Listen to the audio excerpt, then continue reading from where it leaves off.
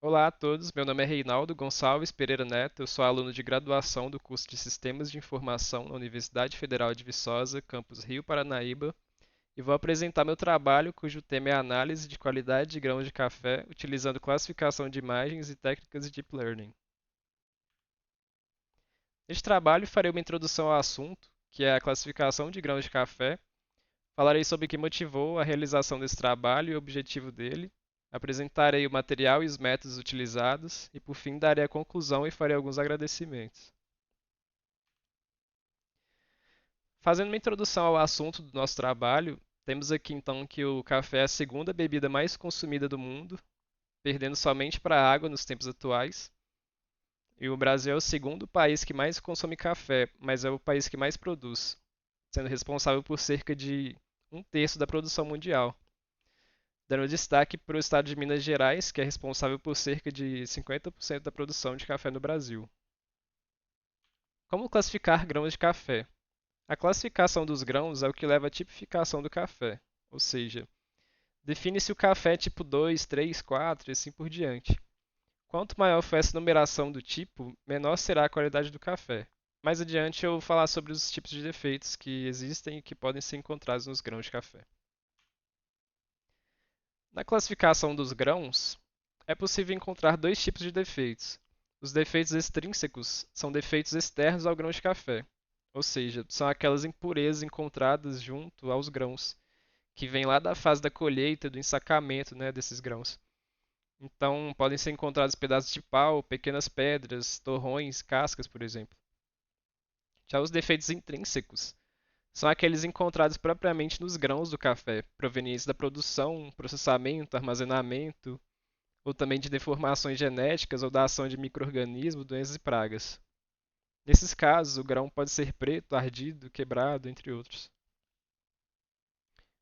A análise dos grãos de café é um trabalho minucioso que exige extrema atenção do profissional e acaba sendo extremamente cansativo também. Imagine analisar cada grão de café, ver se tem algum defeito, ou se é um grão saudável, dá muito trabalho, né? E por isso é uma tarefa que está frequentemente sujeita a erros. Isso nos leva ao objetivo desse trabalho, que é tornar essa tarefa difícil e cansativa mais simples, rápida e eficiente, minimizando a chance de ocorrerem erros durante o processo de classificação, né? Para isso, nós usamos a visão computacional, criando um algoritmo para analisar as imagens dos grãos de café digitalmente e fazer a classificação através de redes neurais. Aqui temos uma breve explicação, né? Redes neurais são modelos de machine learning, ou aprendizado de máquina, que ensinam computadores a processar dados de uma forma inspirada pelo cérebro humano. E uma rede neural convolucional é um tipo especial de rede neural muito utilizada na classificação de imagens digitais, sendo capaz de atingir alto desempenho em tarefas visuais complexas. Para treinar uma rede neural é necessária uma enorme quantidade de dados, ou seja, o computador precisa analisar muitas imagens de diferentes tipos de café para aprender a fazer a classificação correta de cada imagem, né? Então, para esse trabalho, nós usamos o conjunto de dados USK-Coffee, que é um conjunto que contém 8.000 imagens de grãos de café verde, e eles são divididos em quatro classes, né? São três tipos de café diferentes e uma classe para grãos defeituosos. Atualmente existem diversas arquiteturas de redes neurais, onde geralmente são feitos testes para buscar aquela que atinge o melhor resultado para determinado tipo de problema. No nosso caso, testamos essas quatro arquiteturas e fizemos testes comparativos, buscando aquela que apresentasse o melhor resultado, né? Então, nós testamos a rede AlexNet, a ResNet 50, a MobileNet V3 e a EfficientNet B4. Falando agora sobre os experimentos, né? O conjunto de dados USK-Coffee é fornecido com conjuntos separados de treinamento, validação e teste. Essa divisão é uma prática fundamental para o desenvolvimento de modelos de machine learning, porque isso ajuda a treinar modelos de forma eficaz, ajustar os hiperparâmetros, evitar o overfitting, avaliar o desempenho do modelo de maneira justa e imparcial, né, que é o nosso objetivo. Usando o otimizador Adam, ajustamos modelos pré-treinados por fine-tuning com o conjunto de dados ImageNet com todas as camadas congeladas. Durante o treinamento, diminuímos a taxa de aprendizagem após 10 épocas sem melhoria na perda de validação, e paramos antecipadamente o processo de treinamento após 21 épocas sem diminuição na perda de validação. Como otimização de parâmetros, nós ajustamos o tamanho do lote, o batch size, e a taxa de aprendizagem inicial, que é o learning rate, usando uma estratégia de pesquisa em grade, com esses valores para o tamanho do lote e esses valores para a taxa de aprendizagem.